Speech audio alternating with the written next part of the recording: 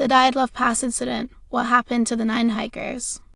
On February 2, 1959, 9 experienced hikers set out on an expedition through the Ural Mountains in Soviet Russia.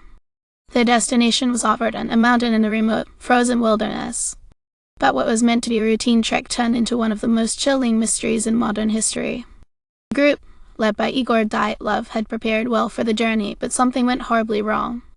When the hikers failed to return on time, a search party was sent out, and after several days, their abandoned tent was found on the side of a mountain, cut open from the inside.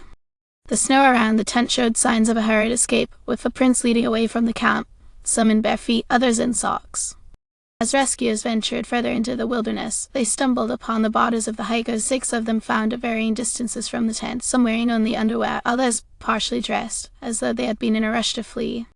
2 of the hikers, however, were discovered under strange circumstances. One had a fractured skull, while another had serious chest injuries, as if struck by a great force. But the most bizarre discovery came when the bodies were examined. Some of the hikers had their eyes and even their tongues removed, while others showed signs of internal trauma consistent with a car crash, but without any external wounds. The Soviet authorities were quick to close the case, labeling it an accident caused by an avalanche. But many questions remain unanswered. Why would the hikers leave the safety of their tent in such a panic? Why were they found without proper clothing in the freezing temperatures, and how did some of them sustain such unusual injuries? Theories began to circulate, ranging from the plausible to the paranormal.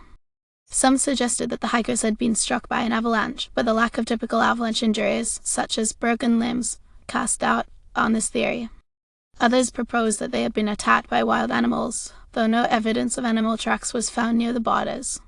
There were also reports of strange, glowing lights seen in the sky around the time of the hikers' disappearance, leading some to speculate about UFO involvement.